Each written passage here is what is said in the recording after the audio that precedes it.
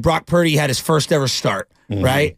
And just think of how dramatically the vibe is around the team and how dramatically the team has shifted since the Christian McCaffrey trade and since the elevation of Brock Purdy.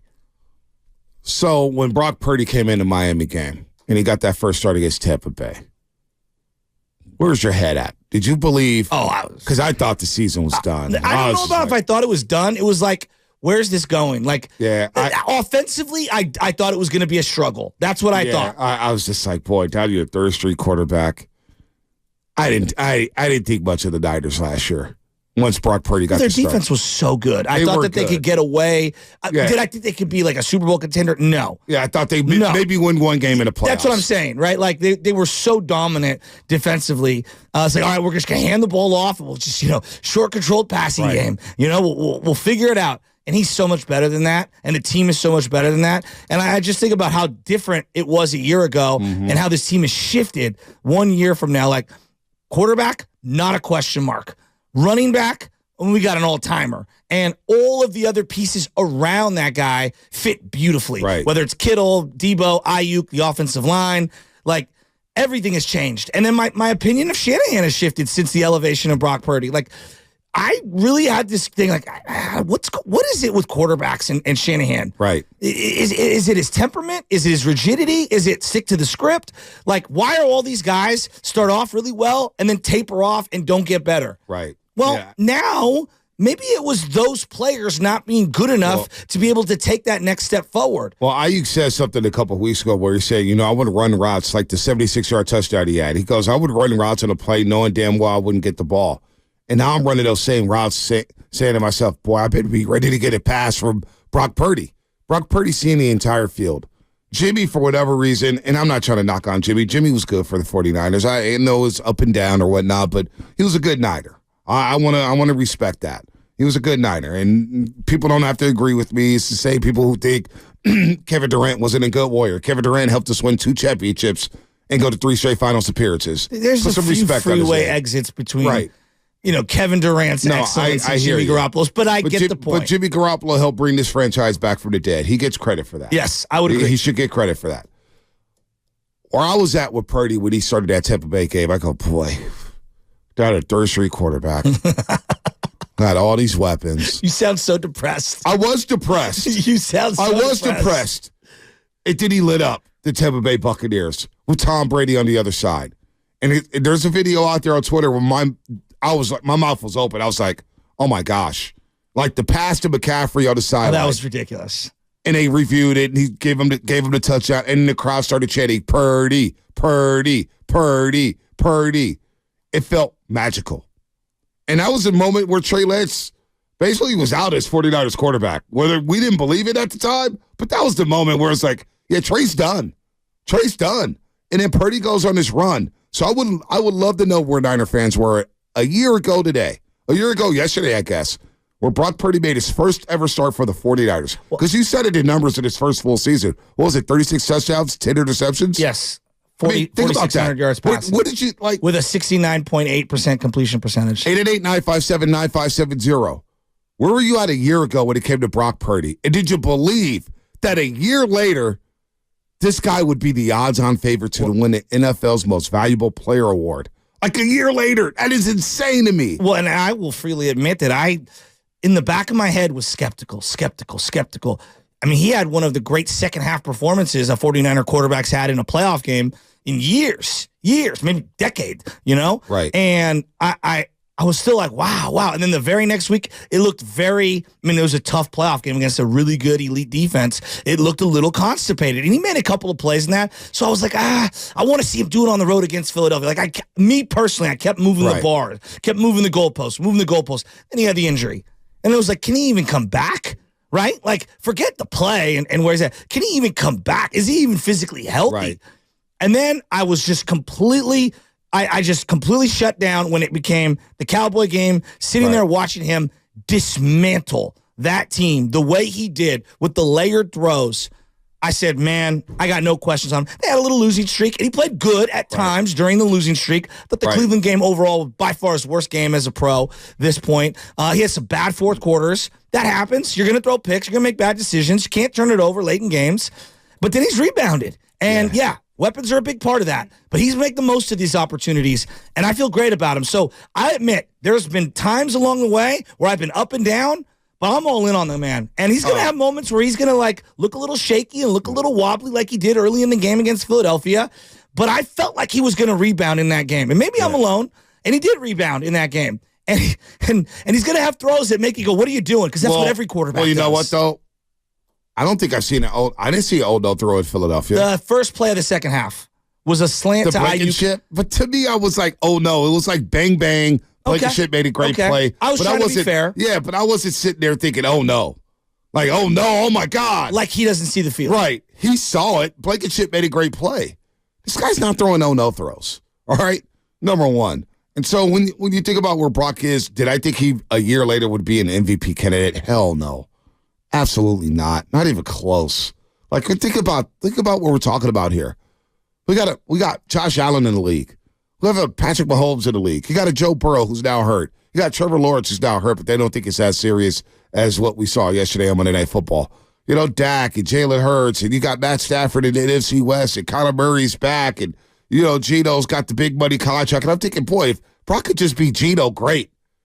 Oh, he's a lot better than Gino right now. He sees the field a lot better than Gino. And so a year later, thinking about where Brock Purdy is, and I thought this. You know, I said this yesterday coming out of SoFi Stadium. I had no concerns about the quarterback. However, after the bye week, I did think these next 9 games out of the bye week were important for Brock Purdy in this sense. You have to take the doubt out of Shanahan's mind. Because if there was any slip-up after the bye week, you know where Shanahan's mind goes. He's not a patient guy. We know he's rigid. We know he would start looking. And when you have a player-friendly or team-friendly contract like the one Brock has, Shanahan would start shopping again. And the whole Kirk Cousins thing, when he lit us up on Monday Night Football, I go, dear God, this is the worst thing to possibly happen. But Brock has recovered. Lighting up Jacksonville, playing very well against Tampa Bay with the perfect passer rating, going to Seattle and Philadelphia back-to-back weeks and lighting them up. I mean, Brock Purdy has taken that doubt out of Shanahan's mind, first and foremost. It's funny that you referenced Shanahan here because I don't know about the quarterback thing because I hear you on it and I understand it and I subscribe to what you're saying.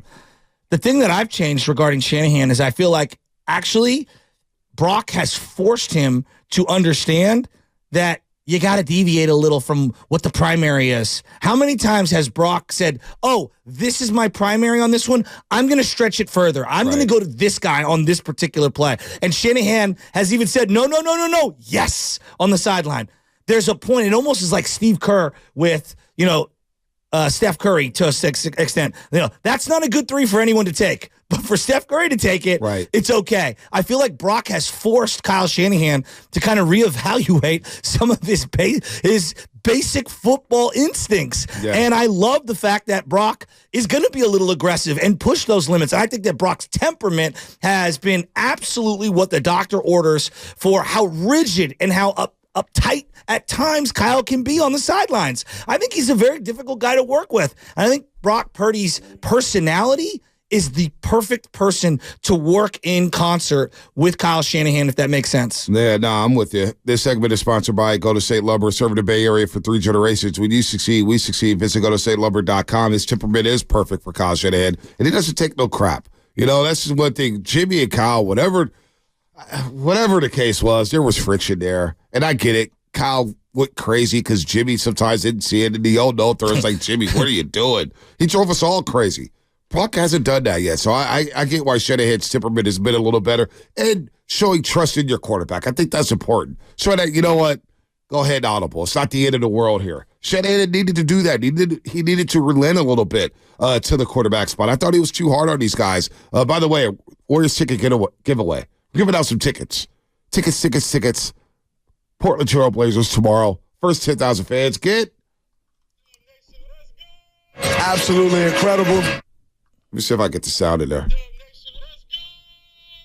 I can hear it. Can anyone else hear it? No. Draymond Green bobblehead. He's going, Dub Nation, let's go. It's actually a cool-looking bobblehead right here. Cool-looking bobblehead. You see it on YouTube, Twitch? You hear their head knocking? I love the bobbleheads when they knock. Love that noise. Let's go to Vega in North Carolina. He was at the game on Sunday. Vega, what's happening? Hey, what's going on, Vontae Shasky? What's going on? What's up? What's up? How was that game? Oh man, the vibe. Shout out to the Spartans. We're like the biggest chapter of 49ers fans that travel around. We go to pretty much every game. We was there thousands deep. I think we was responsible for 30% of their ticket sales. And the game was incredible, man. It was. I was mad in the first quarter because, we went a whole entire quarter without running Christian McCaffrey. That game could have got out of hand a lot sooner than it did. But the play that changed the entire game, watching it on TV, and you guys go to games, so you understand, the atmosphere of the game when you're at the game. When Demo hit Swift, the air went out of that stadium, and they never recovered from that. And that's why, I love the Niners, man. Oh, man. Well, hey, Vega, it was 42-19 at that point. Well, no, at what point? I want to know. Yeah, but it was 42-19 at that point, but Philadelphia was still fighting. Really? It was 2 minutes and 57 What I'm seconds saying left. is, when that happened, it was like all of the fight went out of them. Yeah, I hear you. Fans started leaving, everything. I felt like they started leaving earlier, Vega. Well, I don't know. In my section, after that hit, it was like, I got pictures. I'll show it. I'll tweet you guys it. All right. I was doing videos and everything, Vega, talking to the fans. did you take your wife? Started leaving the game. Wait, is this the same Vega who was at the Cowboy game? Yeah. Oh, yeah, with your wife, right? Yeah, correct. Did you take her to Philadelphia? Yeah, we went to Philadelphia together. All right, you guys are doing well. I'm glad you guys are still around for the holidays. I was worried about you, Vega. What are you doing to him, Oh, man? we've been together 7 years. I told you, I just keep it player. I don't cheat on her. I just keep it player. You know what I'm saying? No. I had to. Can I just say I love you, Vega? I want you to be my life coach, Vega. Everybody likes Vega. That is I great. want you to be my life coach, Vega. I don't know about that. The game was already over. It was 42-19 when Debo hit Swift. Well, let the man tell his story. He's spinning the yarn here. All right. The game, it felt like He was there, not me. I mean, it felt like they were already left. It was 42-19. Anyway,